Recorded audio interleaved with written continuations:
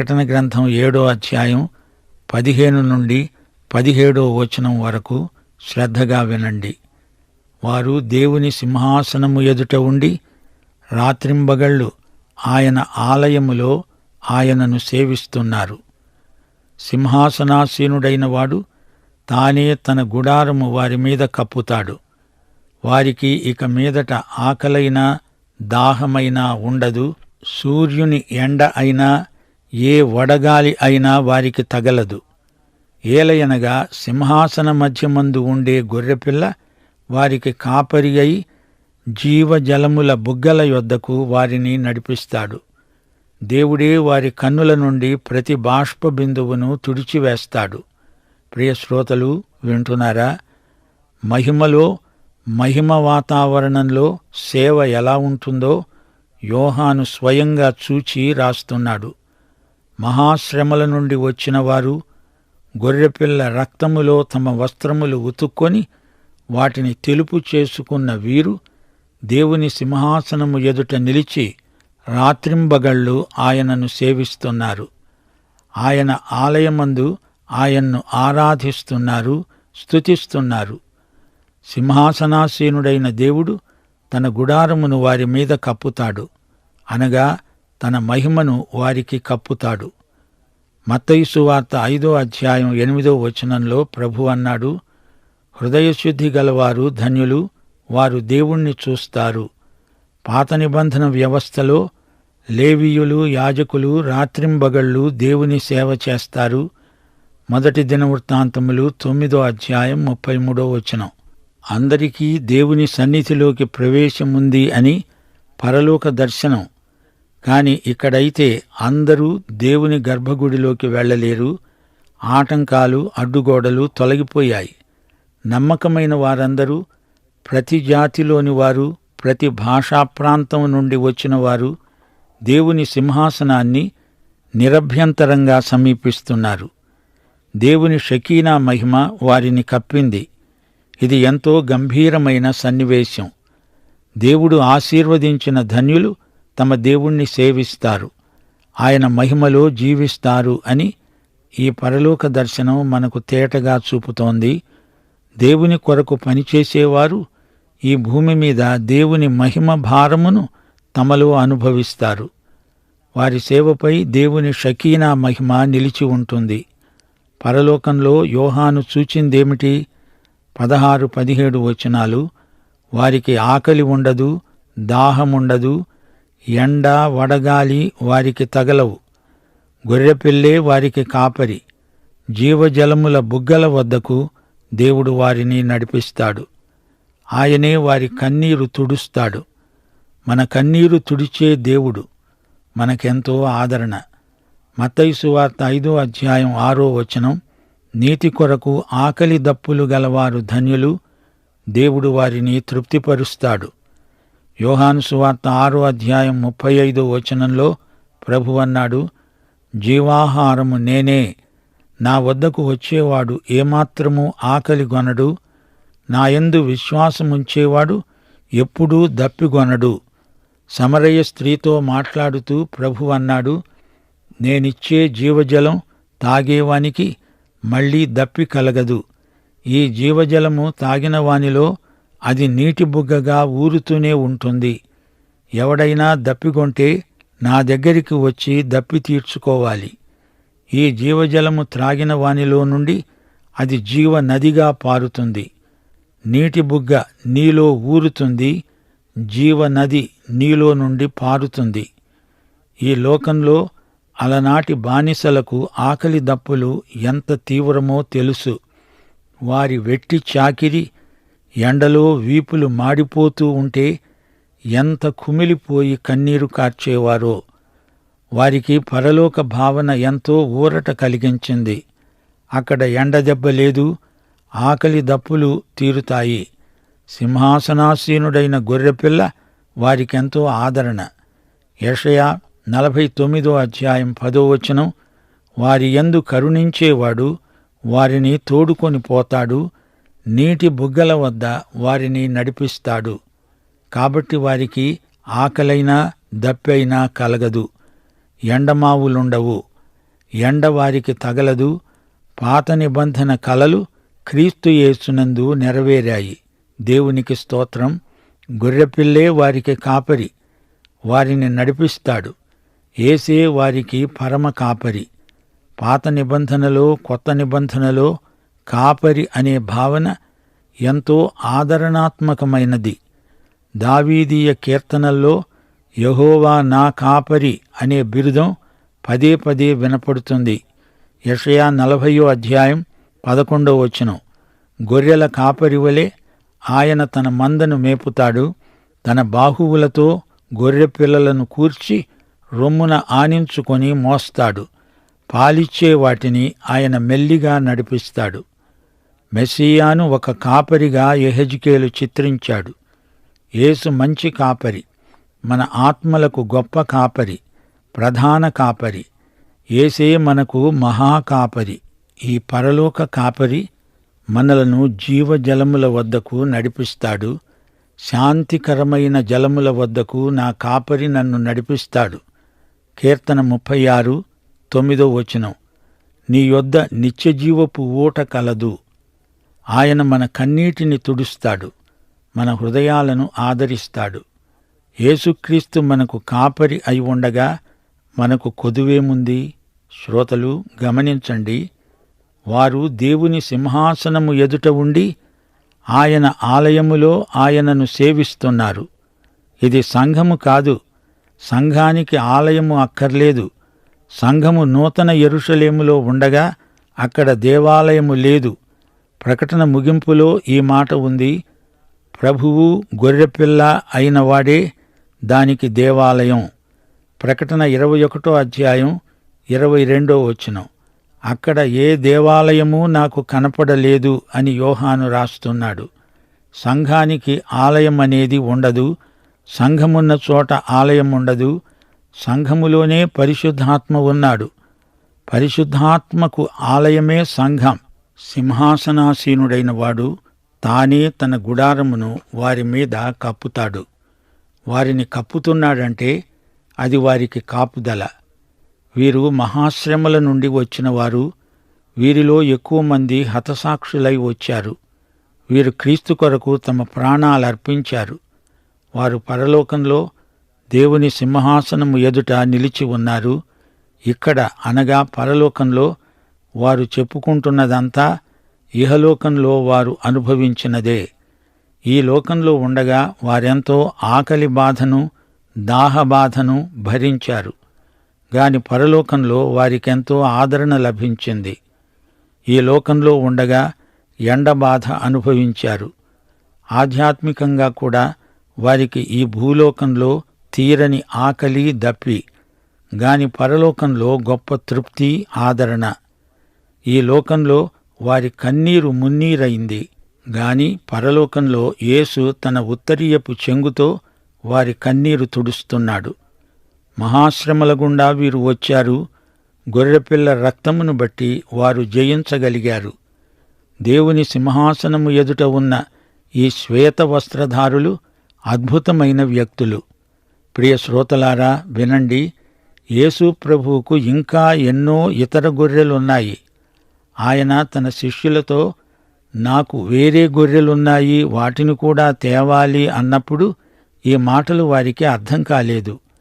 ఈ రోజున తన సంఘంతో ప్రభువు ఇదే మాట అంటున్నాడు. నాకు వేరే గొర్రెలు ఇంకా అనేకమున్నాయి. ఈ వేరే గొర్రెలు ఎవరు? ఈ సంఘము ఎరుగదు. వారు ఎందరెందరో అన్యులు, అన్యజాతుల నుండి వచ్చినవారు. మహాశ్రమల కాలంలో సంఘం ఎత్తబడిన తరువాత రక్షించబడేవారు. వీరిని పరలోకంలో పెద్ద సమూహంగా మనం చూస్తాము. దేవునికి స్తోత్రం. శ్రోతలు, ప్రకటన గ్రంథంలో ఈ 7వ అధ్యాయం ఎంతో ముఖ్యమైంది. ఇందులో ఇశ్రాయేలులో ముద్రించబడిన వారు, ఆ తరువాత మహాశ్రమల నుండి రక్షించబడి వచ్చిన వారు ఉన్నారు. ఇది మనకు మరువరాని దృశ్యం. దేవుని దూతలు దేవుని దాసుల నొసళ్లయందు ముద్ర వేశారు. ఇది గుర్తింపు మాత్రమే. ఈ ముద్ర చాలా ముఖ్యమైనది. దీనిని బట్టి మహాశ్రమల కాలంలో వారికి కాపుదల. మత్తయి సువార్త 4:11 దేవదూతలు వచ్చి యేసుకు పరిచర్య చేశారు. దేవదూతను గ్రీకు భాషలో ఏంజెలోస్ అంటారు. దేవదూత వార్తావహుడు. దేవదూతలు పరలోక జీవులు, ఆధ్యాత్మిక జీవులు. దేవుణ్ణి గురించి ఈ లోకానికి కబురు తెచ్చేవారు దేవదూతలే. క్రైస్తవ విశ్వాసుల సమావేశాలలో అదృశ్యులైన దేవదూతలు హాజరై ఉంటారు. విశ్వాసులకు సాయం చేయడానికి దేవుడు తన దూతలను నియమిస్తాడు. హెబ్రీ పత్రిక 1:14 దేవదూతలందరూ రక్షణ అనే స్వాస్థ్యమును పొందబోయే వారికి పరిచారము చేయడానికి పంపబడిన సేవకులైన ఆత్మలు కారా? దేవదూతలు మనకు అదృశ్యులైన వారు దేవుని సేవకులు, వారు ఆత్మలు. ఈ అధ్యాయంలో దేవుని గొర్రెపిల్ల కేంద్రాకర్షణ. గొర్రెపిల్ల అనగా చిన్న గొర్రె. గ్రీకు భాషలో ఆర్నియోన్ అంటారు. యోహాను సువార్త 21:15 ప్రభువు పేతురుతో అన్నాడు, నా గొర్రె పిల్లలను అనగా చిన్న గొర్రెలను మేపు. ఆర్నియోన్. ప్రకటన గ్రంథంలో ఆర్నియోన్ గొర్రెపిల్ల 29 సార్లు పేర్కొనబడింది. మహిమలోని యేసు గొర్రెపిల్లగా ప్రకటన గ్రంథంలో ప్రత్యక్షమవుతున్నాడు. గొర్రెపిల్లను వ్యతిరేకించేది మృగం. మృగం క్రూరమైంది. మృగం నాశనం చేస్తుంది. మృగం దుర్మార్గానికి, దుష్టత్వానికి సంకేతం. మృగం దౌర్జన్యం చేస్తుంది. అయితే మన ప్రభు ఆర్నియోన్ గొర్రెపిల్ల. గొర్రెపిల్ల సాధు స్వభావము గలది, కనికరము గలది, ప్రేమ, దయ గలది. శ్రమను, బాధను భరించేది, అమాయకమైనది. మన పాపాలకు ప్రాయశ్చిత్త బలి అయిన గొర్రెపిల్ల. సింహము, గొర్రెపిల్ల ఈ రెండిటి వ్యక్తిత్వాలు సమ్మేళనం చెంది ప్రభువునందు కనిపిస్తాయి. అదే ప్రభువు యొక్క ప్రత్యేక వ్యక్తిత్వం. రాజసమున్నది, సాత్వికమున్నది. ఆర్నియోన్ గొర్రెపిల్లకు మహిమ. మరో ఆసక్తిదాయకమైన సత్యం ఈ అధ్యాయంలో ఉంది. దేవుడే వారి కన్నుల నుండి ప్రతి బాష్ప బిందువును తుడిచివేస్తాడు, చెరిపేస్తాడు, కడుగుతాడు అని కూడా అర్థముంది. అపొస్తలుల కార్యములు 3:19 మీ పాపములు తుడిచివేయబడు నిమిత్తము మారు మనస్సు పొందండి. అనగా నీ పాపములను తుడిచివేసి నిన్ను రక్షించే ప్రభువు నీవు శ్రమలలో ఉంటే నీ బాష్పములను తుడుస్తాడు. కొలసీ పత్రిక 2:14 దేవుడు రాతరూపకమైన ఆజ్ఞల వలన మన మీద రుణముగాను మనకు విరోధముగాను ఉండిన పత్రమును మేకులతో సిలువకు కొట్టి దానిమీది చేవ్రాతను తుడిచివేసి మనకు అడ్డము లేకుండా దానిని ఎత్తివేసి మన అపరాధములన్నిటినీ క్షమించి ఆయనతో కూడా మమ్మును జీవింపచేశాడు. ప్రకటన 3:5 సార్దిస్ ఉత్తరంలో ప్రభు అన్నాడు, జయించేవాడు తెల్లని వస్త్రాలు ధరించుకుంటాడు. జీవగ్రంథములో నుండి అతని పేరు ఎంతమాత్రమును తుడుపు పెట్టబడదు. అవును, ఈ తెల్లని వస్త్రాలు ధరించిన వారి కన్నీటిని ఆయన తుడుస్తున్నాడు. దేవుని గొర్రెపిల్ల. ప్రకటన గ్రంథం 21:4 ఆయన వారి కన్నుల ప్రతి బాష్ప బిందువును తుడిచివేస్తాడు. మరణము ఇక ఉండదు. దుఃఖమైనా, ఏడ్పైనా, వేదన అయినా ఇక ఉండదు. ప్రియ శ్రోతలు, మీరింతవరకు ప్రకటన గ్రంథం 7వ చివరి వరకు విన్నారు. ప్రకటన గ్రంథం రాసింది అపుస్తలుడైన యోహాను. క్రీస్తు తరువాత 70-95 మధ్యకాలంలో యోహాను పత్మాసు ద్వీపములో ఉండి రాశాడు. మన ప్రభు అయిన దేవుడు సింహాసనాసీనుడు. ఆయన మహావిజేత. ఆయనే పరిపాలిస్తాడు. ఇదే ఈ గ్రంథమందలి ప్రధానాంశం. ఈ గ్రంథంలో తరచు మనకు వినపడే పదములు సింహాసనం, దేవుని గొర్రెపిల్ల, జయం, 7 అనే అంకె. యోహాను ప్రతిసారి నేను చూచాను అంటూ ఉంటాడు. తన బిరుదంతో నిమిత్తం లేకుండా యోహాను అనే నేను అంటున్నాడు. ఆయన గొప్ప నాయకుడని అందరికీ తెలుసు. ఆయన స్వయంగా చెప్పుకోనక్కర్లేదు. నీరో చక్రవర్తి విశ్వాసులెందరినో హింసించిన రోజులవి. క్రైస్తవ విశ్వాసులకు శ్రమలలో ఈ ప్రకటన గ్రంథం గొప్ప ఆదరణ కలిగించింది. యోహాను పాత నిబంధన గ్రంథ ప్రవచనాలు బాగా తెలిసినవాడు. పరిశుద్ధాత్మ నింపుదల అనుభవం గలవాడు. సంఘం పోరాటంలో ఉంది. ఒక చెంప రోమా ప్రభుత్వం, మరో చెంప అబద్ధ మతశాఖలు సంఘాన్ని నానా శ్రమలు పెడుతున్నాయి. ఈ నేపథ్యంలో యోహాను రాసిన గ్రంథమిది. చీకటిలో ఉన్నవారికి వెలుగులోనికి నడిపించే సువార్త ప్రకటన ఈ ప్రకటన గ్రంథంలో ఉంది. ప్రకటన 22:17 ఆత్మ పెండ్లి కుమార్తె రా అంటున్నారు. వినేవాడు రా అని చెప్పాలి. దప్పిగొన్న వానిని రానియ్యి, ఇచ్చయించేవానిని జీవజలమును ఉచితముగా పుచ్చుకోనియ్యి. ప్రకటనలోని కీలక వచనం చెప్పమంటారా? ప్రకటన గ్రంథం 19:6 సర్వాధికారి ప్రభువు అయిన మన దేవుడు ఏలుతున్నాడు, ఆయనను స్తుతించండి. ఆయన రాజులకు రాజు, ప్రభువులకు ప్రభువు. సైతానీయమైన దుష్టతంత్రాలన్నిటినీ ప్రకటన గ్రంథం బట్టబయలు చేస్తుంది. ఎఫెసీ పత్రిక 6:10-12 వరకు పౌలు చెప్పిన మాటలే ప్రకటన గ్రంథం విపులీకరిస్తుంది. మీరు అపవాది తంత్రములను ఎదిరించడానికి శక్తిమంతులగునట్లు దేవుడిచ్చే సర్వాంగ కవచమును ధరించుకొనండి. ఏలయనగా మనము పోరాడునది శరీరులతో కాదుగాని ప్రధానులతోనూ అధికారులతోనూ ప్రస్తుత అంధకార సంబంధమైన లోకనాథులతోనూ ఆకాశమండలమందున్న దురాత్మల సమూహములతో మనము పోరాడుతున్నాము. 3 మృగాల త్రిత్వం ఈ గ్రంథంలో చూపబడింది.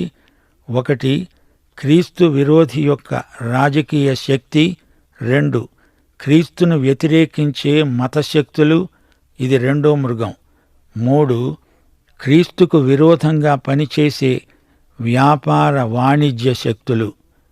ఈ 3 మృగపు గుర్తుగల శక్తులు, దుష్టత్రయం.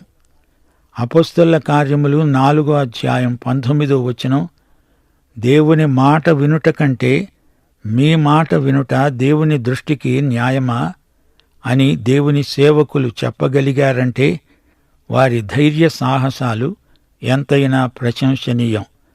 ప్రకటన గ్రంథం ఈ దిశలోనే విశ్వాసులను నడిపిస్తున్నది. ప్రభువు కోసం కొంతకాలం శ్రమలు భరిస్తే ఆయనతో సదాకాలము ఏలుతాము అనే నిరీక్షణ శక్తిని కలిగిస్తుంది ప్రకటన గ్రంథం. వచ్చే పాఠంలో ప్రకటన గ్రంథం 8వ అధ్యాయంలో ఎన్నో ఆసక్తిదాయకమైన వివరాలు వినండి. మహదవకాశం పోగొట్టుకోకండి. పాఠం సమాప్తం. ప్రభు అయిన యేసుక్రీస్తు కృప, తండ్రి అయిన దేవుని వాత్సల్యము, పరిశుద్ధాత్మ నిత్య సహవాసము మనకు సదాకాలము తోడై ఉండునుగాక. ఆమేన్.